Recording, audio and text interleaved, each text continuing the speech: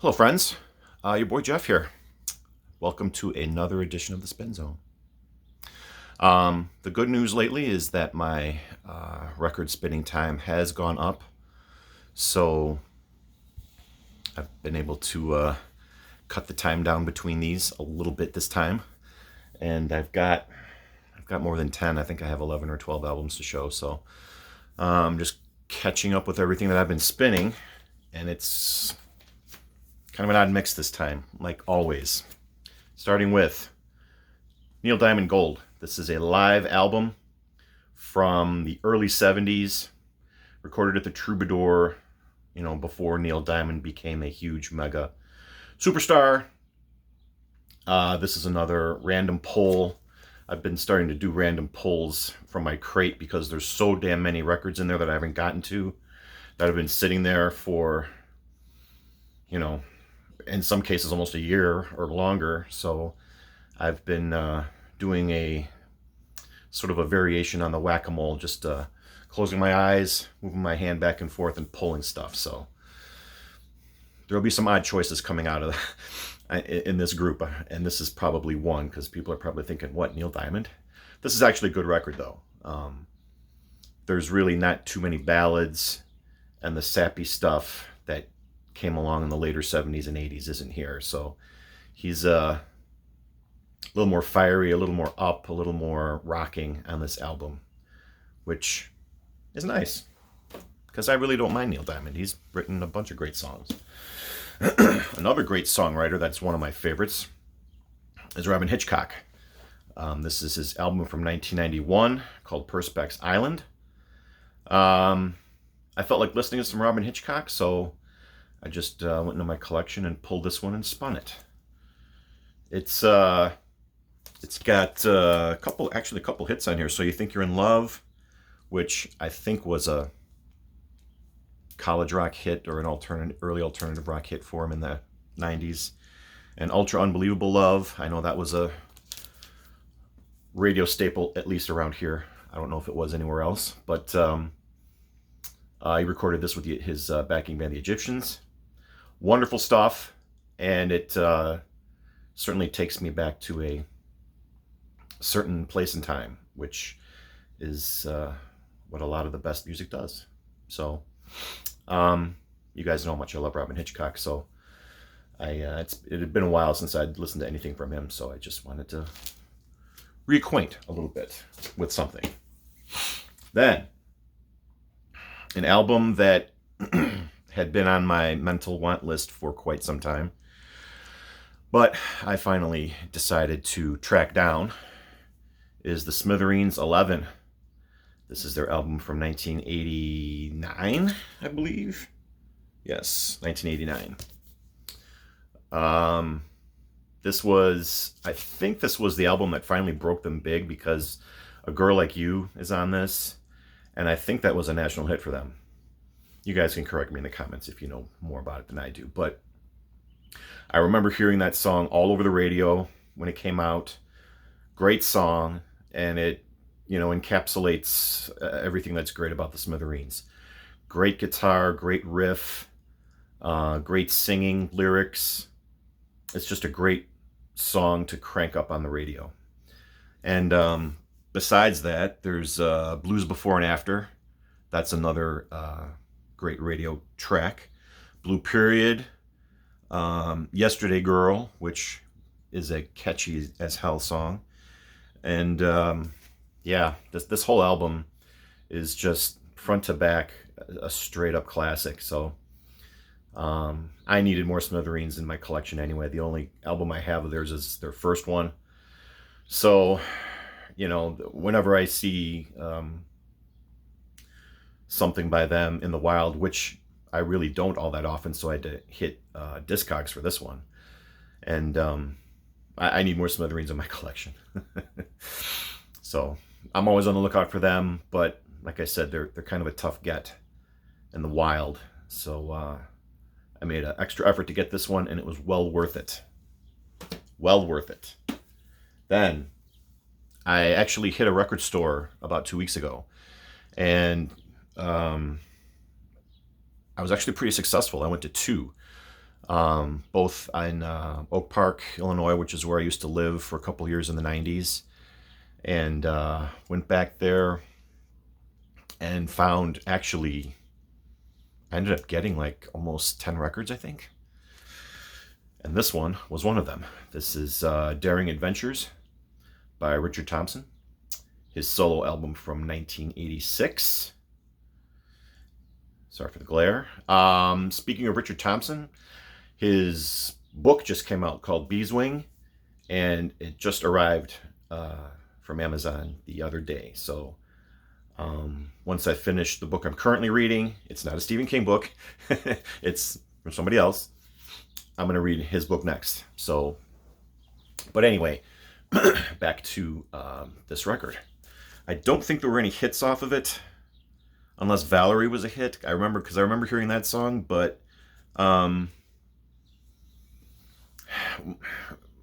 Richard Thompson is I mean, his albums are all pretty damn solid.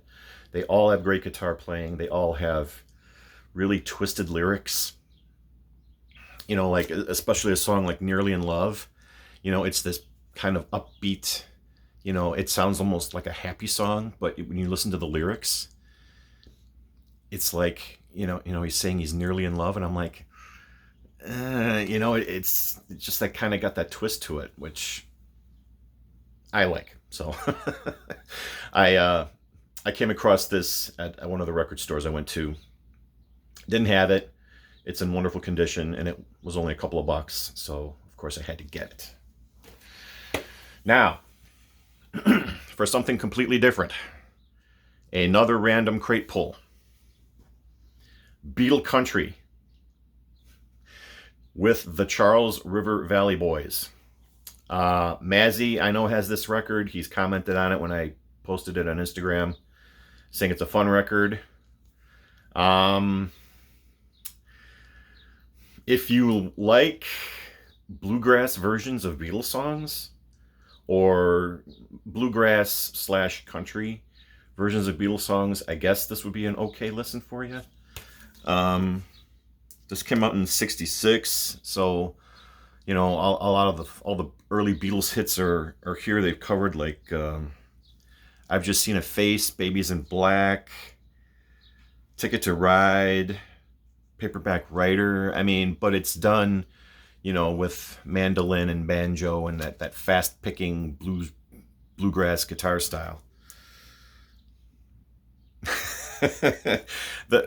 It was okay. I mean, the record itself is in mint condition, and I'm not being mean, but it's probably because nobody played the damn thing. It was all right.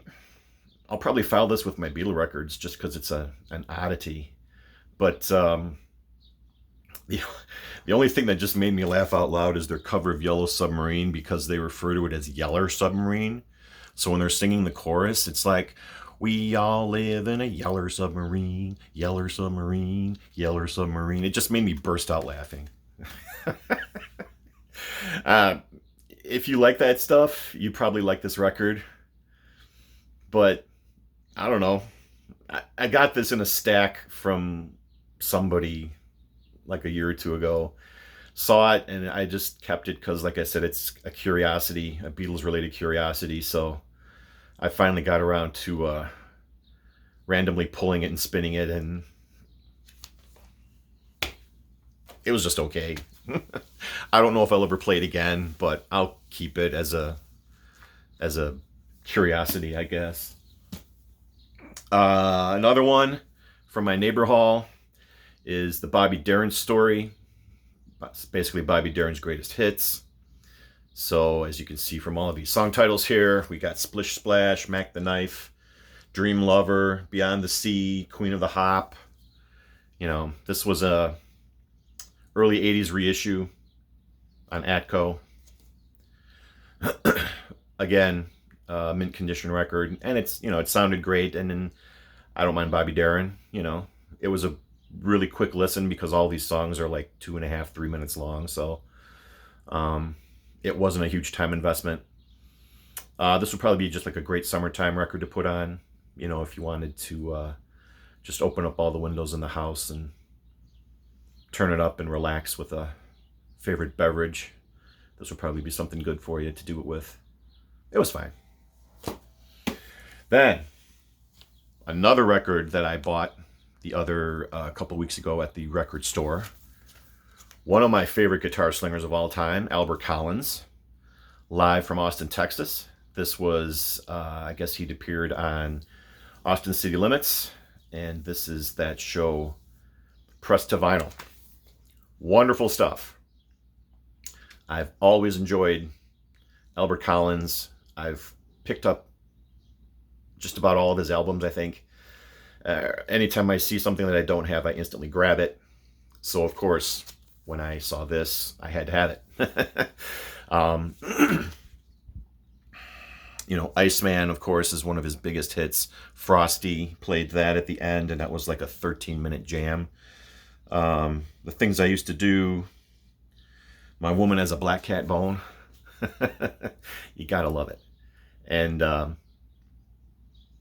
Albert Collins' guitar style is very distinctive. He's got that very stinging, cold, you know, sound coming out of his guitar.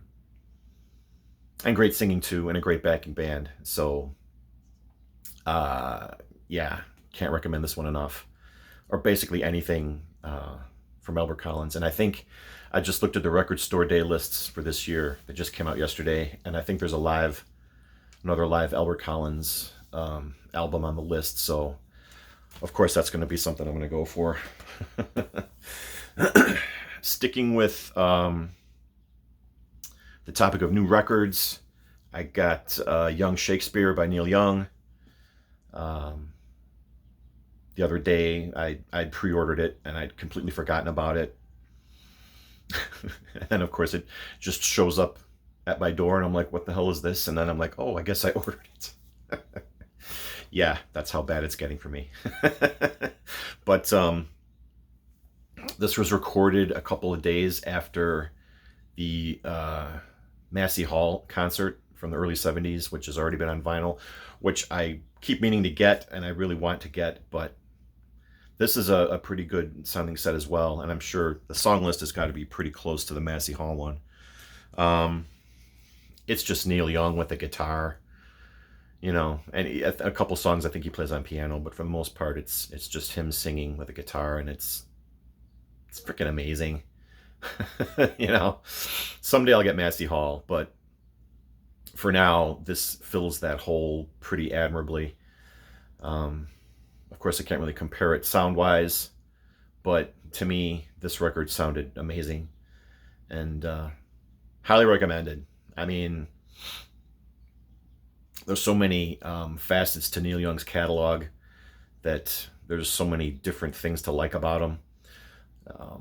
But when it's just him with a guitar singing, you can't beat it. You just can't beat it, as far as I'm concerned. Then, at the same time I found that Albert Collins live album, I also found Cold Day in Hell by Otis Rush. This was a reissue on the Delmark label. Love Otis Rush, and I don't come across his albums all that often, so anytime I see something I don't have, I immediately jump on it. And I am glad I jumped on this album, because this is fantastic. The singing, the guitar playing is just unbelievable. If there's a song on here called You're Breaking My Heart. If the guitar solo on that song doesn't move you, then you must not have any emotion, because damn, it was really good. Really, really good. Cut You Loose, Society Woman, that was kind of the lyrics are a little humorous, but the guitar playing is just stellar. I mean, he kills it on this album. I can't say enough how great this thing is. So, for any fan of Chicago blues, this is the real deal right here. If you want that electric blues guitar to just, this is the one for you. All Your Love, I Miss Your Loving is on here, and it reminded me, of course, Stevie Ray Vaughan covered this on his You'll find it on the album called In the Beginning, which was a live radio broadcast pressed to vinyl. And this version is a lot slower and a lot more like funky, whereas Stevie Ray's is a lot more rocking and up. I love them both, but man, this Otis Rush is fantastic on this record. Just fantastic. So Cold Day in Hell gets my highest recommendation. Then another, well, no, this wasn't a random crate pull because, who was it? John, the Digital Gramophone, was talking about, he'd picked up Roberta Flack and Donny Hathaway album. And it reminded me that I had a Roberta Flack. So I was in the mood to play something, so I just pulled this and spun it. This is her album Quiet Fire. Came out in 1971 on Atlantic. She covers, it's almost every song on here is a cover, but the first track, the lead-off track called Go Up Moses, was an original, and that was really the funkiest song on the record. I really liked it. But for the most part, these songs are slower. They're more like very relaxing, very sensual, if you will. She covers songs like Will You Still Love Me Tomorrow, To Love Somebody, the Bee Gees hit. What else? Bridge Over Troubled Water. She covers Bridge Over Troubled Water, which she does an amazing job with because, of course, Roberta Flack has an amazing voice. I'd actually found this at the Goodwill like at least a year or two ago. So I'm trying to get a lot of these longtime crate residents spun. So this was a great one. I think it only cost me $2. So you can't beat it for that price, right? Quiet Fire by Roberta Flack. That's a great one. Now, this next one is probably the one record that's going to take the Shoes present tense off the heavy rotation place on my turntable.